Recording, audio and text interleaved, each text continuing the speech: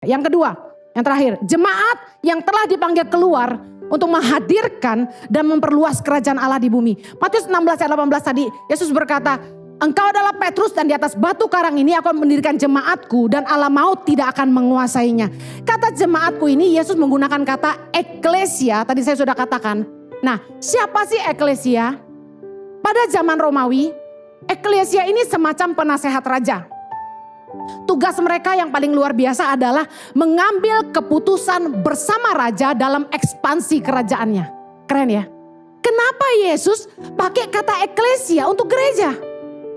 Bahwa kita ini harus menjadi mitranya Tuhan, membawa kehendak Tuhan dinyatakan di bumi, membantu Tuhan dalam memperluas kerajaan Tuhan di bumi ini.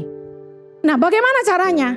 Saya percaya gini, kerinduan Yesus buat gerejanya adalah ini, membawa hati Tuhan bagi bangsa, menyatakan kehendaknya, dan kehadiran gereja itu eklesia harus memberi dampak yang menentukan masa depan bangsa. Saya bersyukur bahwa kami dipanggil Tuhan itu bukan dari latar belakang orang yang memang sudah mau bikin gereja. Tapi kami lahir dari pelayanan misi, di mana di tangan pengharapan karya Tuhan nyata di situ. Bahwa kami sangat mengandalkan Tuhan di tangan pengharapan. Dan setiap kali kami bikin program di tangan pengharapan, kami bergumul untuk apa yang jadi visi dan kehendak Tuhan. Ini yang diartikan eklesia ternyata. Bahwa kamu berdoa, apa yang jadi kehendak Tuhan yang harus kamu lakukan untuk bangsa ini, lalu kamu lakukan itu. Jadi kita bersama Tuhan mengambil keputusan untuk mengekspansi kerajaan Allah di bumi. Keren sekali. Matius 5 ayat 13 sampai 14.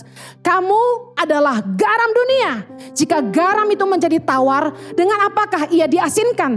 Tidak ada lagi gunanya selain dibuang dan diinjak orang. Kamu adalah terang dunia. Kota yang terletak di atas gunung tidak mungkin tersembunyi. Saya mau tanya, sebagai gereja Tuhan, sebagai eklesianya Tuhan, apa kontribusi Anda bagi kota di mana kamu tinggal? Apa kontribusimu bagi komunitasmu? Apa kontribusimu bagi bangsamu? Karena sebagai eklesia kita tuh dipanggil sama Tuhan untuk menentukan nasib kota dan bangsa. Saya percaya Tuhan tuh rindu gereja-gereja Tuhan tuh jadi terang dan garam di seluruh Indonesia. Tahu gak kenapa saya tidak pernah tertarik mendirikan gereja? Karena saya percaya kitalah gereja.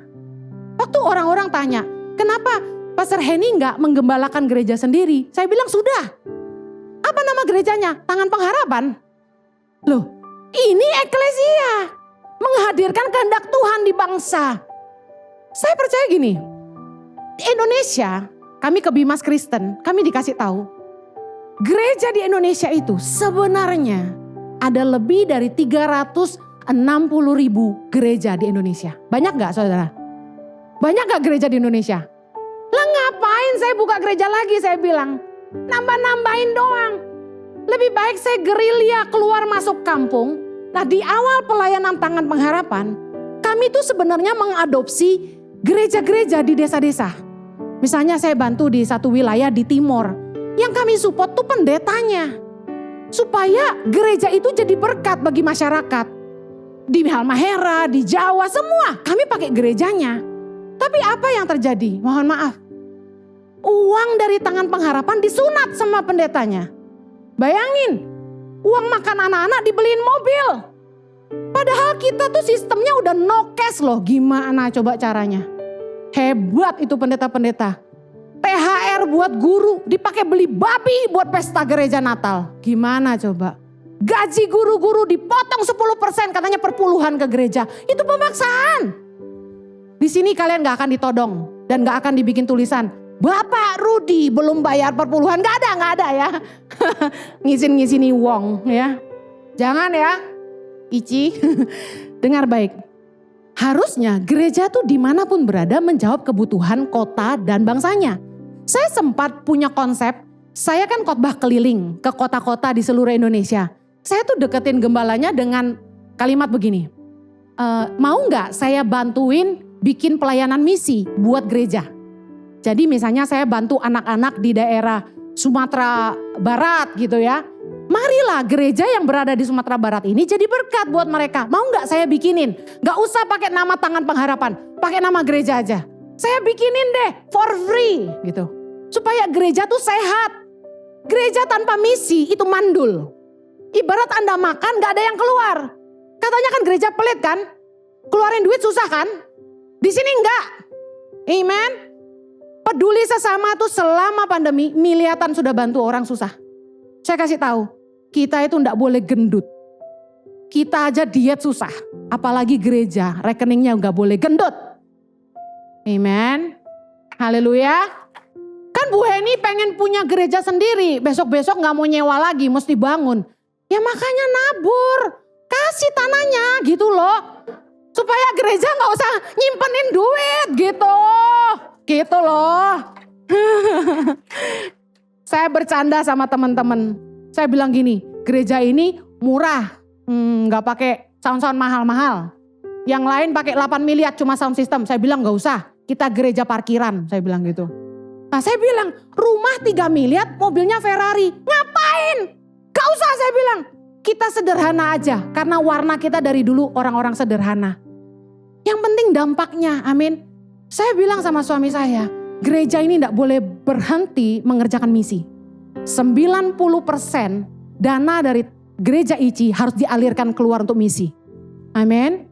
Dulu kami brainstorming. Lia bikin bisnis apa nih buat danain tangan pengharapan. Saya bilang gitu.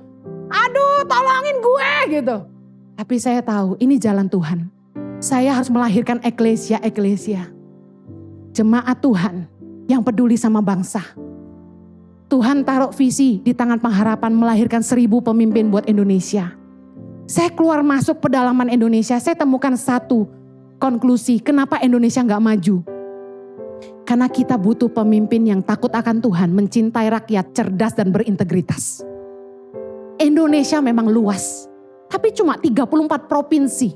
Jadi target kita kalau 1000 pemimpin cuma butuh 34 dari 1000 yang benar-benar bersih. Punya hati yang murni, melayani Tuhan di bangsa ini. Dan memajukan setiap daerahnya. Yang percaya katakan amin. Impact Community Indonesia telah mengadakan 3 kali ibadah setiap hari Minggu, pukul 9 waktu Indonesia Barat, pukul 11 waktu Indonesia Barat, dan pukul 13 waktu Indonesia Barat. Ketiga ibadah disertai ibadah anak dan remaja yang dilanjutkan dengan ibadah Impact Youth setiap minggu pukul 15 waktu Indonesia Barat di MOI, Mall of Indonesia Kelapa Gading lantai P3